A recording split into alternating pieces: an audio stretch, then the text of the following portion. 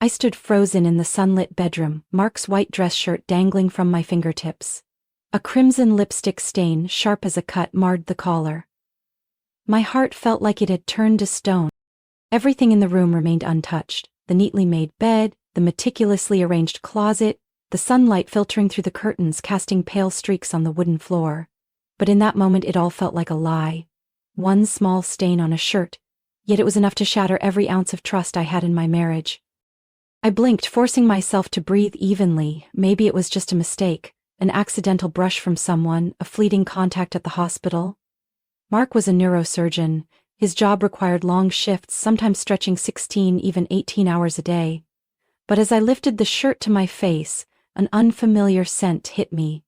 Intense, alluring, and entirely not mine. A cold shiver ran down my spine. I stared down at the shirt in my hands, my eyes scanning the fabric as if it held a silent confession. My mind went blank. I needed proof. I opened Mark's closet, rummaging through the drawers. Nothing seemed out of place, but then my eyes landed on a gym bag, shoved deep into the farthest corner as if deliberately hidden. I unzipped it, revealing another dress shirt, still carrying that same foreign perfume clinging to every fiber. The cuff had a faint smudge of makeup powder, and this time, there wasn't just one lipstick stain. There were two. A wave of dizziness swept over me. I sank onto the floor, my hands tightening around the fabric, struggling to steady my breath. This was no coincidence. I needed more answers. Mark's phone was still charging on the nightstand. I had never checked his phone before. I trusted him. I used to trust him. But now, that trust was crumbling, piece by piece. I picked up the phone, my fingers gliding across the screen. The most recent message appeared. A name stood out. Lauren Mitchell. I tapped on it. Last night was incredible. I can still feel your warmth on my skin. When are you leaving her? I didn't know when I stopped breathing. My hands trembled as I scrolled through the previous messages. A long string of secret meetings, suggestive texts, intimate photos, all of it proving that this affair was far from recent. 7 months. He had been betraying me for 7 months. Suddenly, this room felt foreign. I felt like I was standing in an empty space where all the warm memories had crumbled into jagged fragments. I heard the door open. Mark stepped inside, his white coat still on, tie loosened, hair slightly disheveled, as if he had just come from a long day in the operating room. If it were any other day, I would have walked up to him, helped him remove his tie, asked him about his day. But not today. His eyes flicked to the phone in my hand. "What's wrong?" His voice was calm, but I caught the flicker of unease in his gaze. I held up the phone. Lauren Mitchell. Silence filled the room. I could feel the air between us shift, as if one more breath would shatter the fragile pretense. Mark blinked, and as if he had already rehearsed his reaction, he sighed, removed his tie, and placed it on the bed. "Alice, I think we need to talk." I gripped the phone tighter. "How long have you been cheating on me?" No excuses, no hesitation. 7 months. I let out a hollow laugh. Some part of me had already known the answer, but what hurt more than his confession was the absolute indifference in his voice. "And now what? Are you going to apologize?" I raised the phone. "Or are you about to come up with some excuse?" Mark shook his head. "I want a divorce, Alice." No remorse, no explanation. The words were so cold, they felt like being pushed off a cliff into an endless void. I stood there, staring at the man before me, the man I had trusted, loved, and poured everything into building a life with. But to him I had been nothing more than a burden he was ready to cast aside. My chest tightened, but I refused to let him see my pain. I swallowed down the lump in my throat, tossed the phone onto the bed, and lifted my chin, meeting Mark's gaze head on. "Then let's get a divorce." He seemed surprised by my composure, but I didn't give him a chance to take control of the situation. I stepped forward, standing right in front of him, my voice low but sharp. "But don't think you'll walk away without paying for everything you've done." I walked out of the bedroom with a heavy heart, but my steps were steadier than ever. Mark had decided to throw me away, to throw this family away, but I wasn't going to let him leave so easily. I had spent 12 years building this marriage, sacrificing my career, my dreams to stand behind him, and now he simply declared he wanted a divorce, as if he were signing a business contract?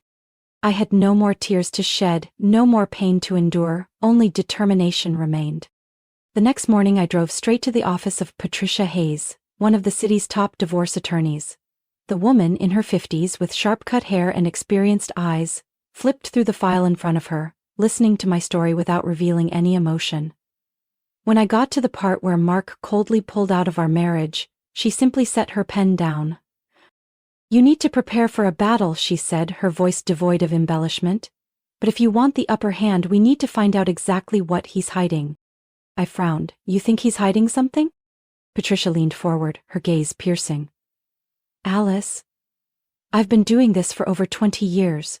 When a man like Mark decides to divorce so casually, without any concern for assets or custody, it means he already has a plan. And that plan includes hiding things that should rightfully belong to you." I clenched my hands in my lap. I didn't want to believe Mark could be deceitful about money, but after everything, what wasn't he capable of? "So what do I do?" Patricia gave a faint smile. "We start with the finances." She instructed me to gather all financial documents I could find. Bank statements, pay stubs, tax returns, joint asset agreements. That night, after putting the kids to bed, I opened the safe in Mark's study, flipping through stacks of papers. When I reached the bank transactions, the numbers on the screen made my blood run cold. The withdrawals, $5,000, $10,000, sometimes even $20,000, flowing steadily into an account under the name Silverbrook Holdings, LLC, a company I had never heard of.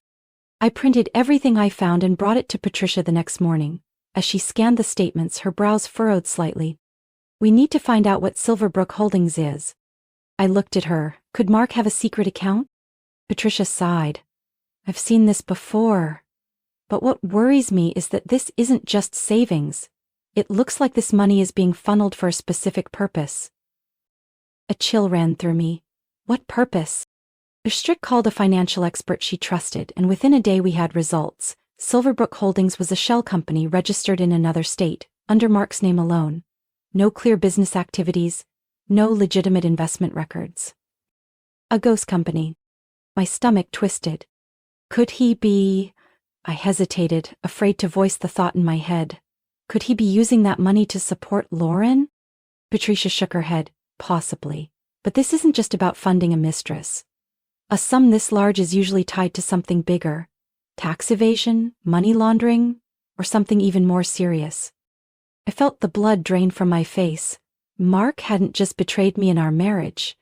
He might be entangled in something far worse. Patricia exhaled. "I think you should talk to someone." "Oh, Ethan Russell." I frowned. "Who is that?" Dr. Ethan Russell used to be Mark's colleague at the hospital, but 2 years ago he suddenly left, and no one knew why. There were rumors that he discovered something unusual at the hospital, but no one dared to ask too many questions. My hands clenched. A deep unease settled over me. "How do I meet him?" Patricia smiled. "I have his contact. You just need to ask the right questions."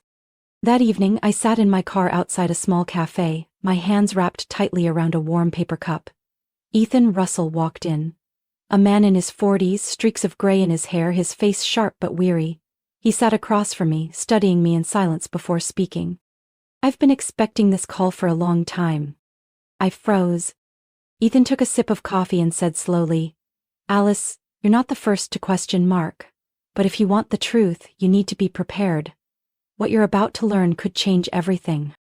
I didn't take my eyes off him. "Then tell me," I whispered. "What's the truth?" Ethan Russell stirred his coffee, his sharp eyes locking onto mine as if assessing whether I was truly ready to hear what he had to say. "I didn't leave the hospital because I wanted to," he began, his voice calm but laced with bitterness. "I was forced out, because I knew too much." I held my breath, feeling my heart pound in my chest. "About Mark?" Ethan nodded slowly. "Not just Mark, but an entire system that has been in place for years. When I worked there, I was involved in research on reproductive health and in vitro fertilization. I discovered certain anomalies in patient records. Things that had no place in a prestigious hospital like that." He paused, looking directly at me. "Have you ever heard of Brugada syndrome?" I shook my head, though the name sounded vaguely familiar. It's a heart condition that can cause dangerous arrhythmias, and it's genetic. If someone has it, there's a high likelihood they'll pass it on to their children. I froze. A thought flashed through my mind. Something I had never considered until now. You're saying Mark has a heart condition? Ethan nodded. Yes. He never wanted anyone to know. A neurosurgeon with a heart defect? That would be career-ending. And Mark never accepts anything that could make him look weak. The puzzle pieces in my mind started to align, forming a twisted but unmistakably clear picture. What did he do? My voice was dry. Ethan leaned back in his chair, his expression grim. Mark knew that if he had children, there was a high risk they would inherit the condition. But he also knew how much you wanted kids. So instead of giving up on the idea, a chill ran down my spine. I don't understand. Ethan sighed, setting his coffee cup down. During the IVF process, Mark secretly ensured that his sperm was never used. I froze. The words echoed in my mind, but it took several seconds for me to fully grasp their meaning. No, that's impossible, I stammered. Did you ever personally see the sperm sample records during the IVF process? Ethan asked. I shook my head, trying to recall. I trusted him. I believed we were using his sample. You only believed what he told you. Ethan gave a bitter smile, and he knew that. The system allows those with power to manipulate the process without raising suspicion.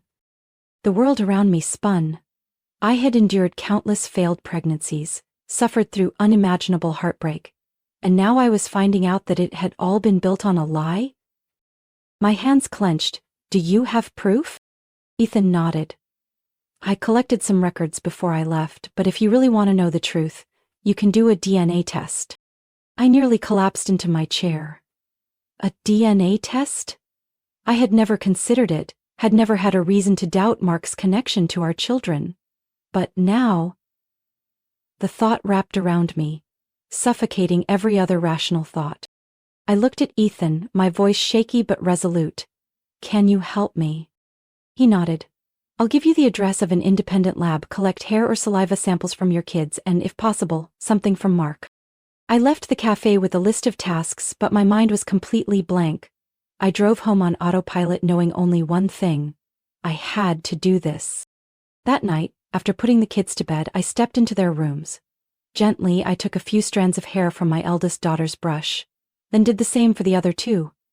Each strand felt impossibly heavy in my hands, as if they carried the answer to the question I feared most. At the last moment, I stopped in front of Mark's office. Even though he no longer lived here, I knew he had left behind some personal items. I opened a drawer and found an old toothbrush he had never taken with him. I placed everything in a Ziploc bag, my heart pounding so hard I thought it might burst from my chest. 4 days later, I received an email from the lab. I opened it, my eyes scanning through the lines of clinical text that couldn't have been clearer. The tested samples show no biological relationship to the presumed father. I stared at the DNA results, each word cutting into my mind like a blade. Mark was not the biological father of my children. I had been living in a lie for 12 years without ever knowing it. But I didn't have time to break down, not now. I took a deep breath, grabbed my phone and called Patricia Hayes. She answered after the second ring. I need to see you immediately, I said, keeping my voice steady. I have proof. At Patricia's office, I placed the DNA results on the table. Her eyes narrowed as she read through each line. This is what I suspected, she murmured, her voice low. But to build a case, we'll need more. I nodded. I want him to pay, not just for me but for any other children who may have been deceived the same way. Patricia leaned back in her chair, studying me as if measuring my determination. Finally, she nodded. All right. There's someone you should meet. 2 days later, I sat in a small cafe across from Michael Dawson, a seasoned investigator specializing in medical fraud. The middle-aged man with salt and pepper hair flipped through the documents I had brought, his eyes sharpening when he reached the bank records for Silverbrook Holdings. Mark Carter isn't the first person I've seen do this, Dawson said, his voice steady and firm. But he's careful. He doesn't leave easy trails. I tightened my grip on my hands. I don't care how careful he is, I want this exposed. Dawson watched me for a long moment, then set the stack of documents down. We need more evidence. If Mark manipulated your IVF process, there's a high chance other families were victims too. My stomach felt heavy. The thought of others going through the same deception filled me with both anger and grief. Where do we start? Dawson folded his hands and nodded. There was a former nurse who worked at the hospital's IVF center. She might have the answers we need. 3 days later, I stood outside a small suburban house, my heart pounding harder than usual. Linda Fletcher, a former nurse at the IVF center, was one of the only people brave enough to speak up when she noticed discrepancies at the hospital. I rang the doorbell. The door cracked open, revealing a woman in her 50s with streaks of silver in her hair. Who are you? I'm Alice Carter. I took a deep breath and held out the DNA results. I think we have something in common. Linda glanced at the paper and I saw a flicker of sorrow in her eyes. Without a word, she stepped aside, letting me in. Inside, she poured me a cup of tea before sitting across from me, her gaze piercing. I worked at the IVF center for 15 years, she began. I've seen a lot of cases, but yours is unique. I held my breath, waiting. Mark Carter was a powerful figure at the hospital. When I noticed discrepancies in the IVF procedures, I reported them to the higher-ups, but nothing happened. Instead, they forced me out. I clenched my fists. Do you have any records? Anything that proves Mark tampered with IVF cases? Linda quietly stood up and disappeared into another room. Moments later, she returned with a box filled with old documents. I couldn't take everything when I left, but I kept the most important copies. She pushed the box toward me. I never had enough proof to take this public, but maybe you will. I opened the box, scanning patient files, handwritten notes, and, most importantly, documents bearing Mark's signature. A surge of fury rose inside me. This was exactly what I needed. I left Linda's house with the box in my hands and a resolve stronger than ever. But I had no idea that the truth ran even deeper. The next day I received a text from Dawson. I found something interesting about Mark's mistress. I frowned, texting back immediately. What is it? Minutes later, Dawson sent a file attachment. I opened it and instantly my blood ran cold. Lauren Mitchell was not just a mistress. Her real name was Lauren Adams, and 6 years ago her mother had been one of Mark's patients in a brain surgery. A surgery where Mark made a critical mistake.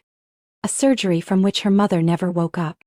Lauren had changed her last name, approached Mark, seduced him, and now, she wasn't by his side for love. She had another reason. She was seeking revenge too. I stared at my phone screen, a cold chill running down my spine. Mark thought he was in control of everything. But in reality he had been swept into a storm he didn't even see coming. And I was going to be the one to end it all. I sat in my car, staring at the glowing lights of the Rutherford Grand Hotel, the venue for Mark Carter's honorary gala, celebrating the man who used to be my husband, once praised as an exceptional doctor, a perfect spouse. I let out a quiet laugh. Perfect? A cheater, a liar, a man who manipulated his own family and possibly ruined the lives of many others.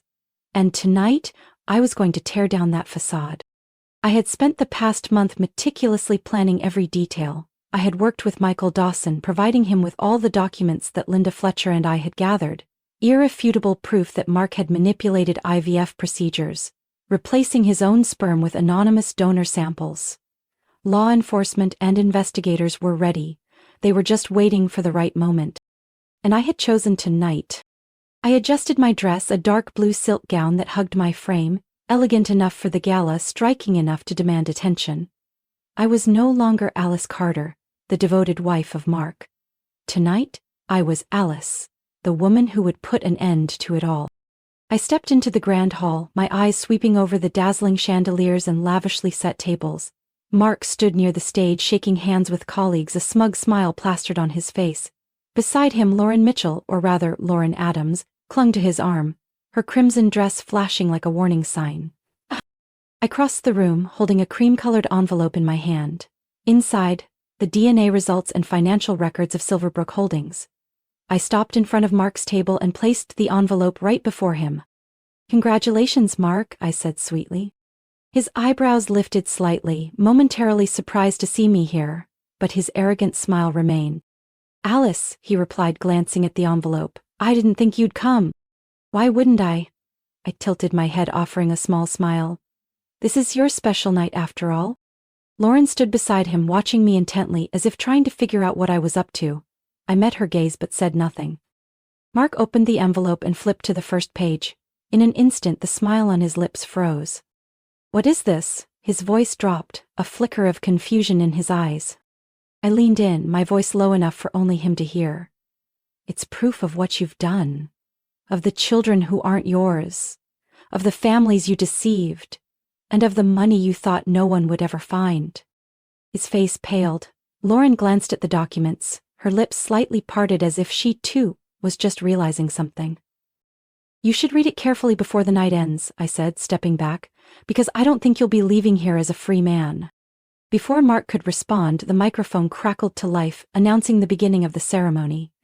I smiled and stepped away to my table, feeling his panicked gaze burn into my back. The event proceeded as planned. Mark was named Doctor of the Year and he walked onto the stage amidst thunderous applause. But I didn't clap. I simply watched, waiting for the moment when his illusion would crumble.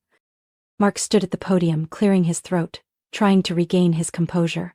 But I saw the slight tremor in his hands as he gripped the microphone. As a doctor, I've always believed that our greatest responsibility is to protect life, he began, attempting to maintain his confidence. And I am deeply honored to receive this award. The grand hall doors suddenly swung open. I didn't turn around. I didn't need to look, I knew exactly what was coming. Michael Dawson entered, flanked by 2 uniformed officers. They strode purposefully toward the stage, their presence sending ripples of whispers through the crowd. Mark stopped speaking. One of the officers stepped forward, his voice carrying clearly through the hushed room. Dr. Mark Carter, you are under arrest for medical fraud, falsification of patient records, and severe ethical violations in the field of medicine. The room erupted into stunned murmurs. Lauren stared at Mark, then at me. I saw the flicker of realization in her eyes. She had her own plan, but she hadn't expected me to strike first. Mark whipped his head toward me, his expression a mix of fury and disbelief. Alice, you did this to yourself, I cut him off calmly. I just made sure everyone saw you for who you really are. Mark struggled as the officers cuffed him, but there was no escaping reality now. Dawson handed him a copy of the arrest warrant, his face unmoved. You have the right to remain silent, the officer stated firmly. Mark turned to Lauren, but she said nothing. Her calculating eyes flickered, as if deciding whether to stand by him or save herself. I took a step forward, meeting Mark's gaze. You spent your whole life manipulating people, Mark, I said quietly but firmly, but this time, you're no longer in control. The officers led him out of the hall. I stood still, listening to the hushed whispers, feeling the weight of hundreds of eyes on me. The woman they once thought of as the perfect Mrs. Carter, now the one who had dismantled Mark's entire empire. The weeks following Mark's arrest were a whirlwind of news coverage and legal battles.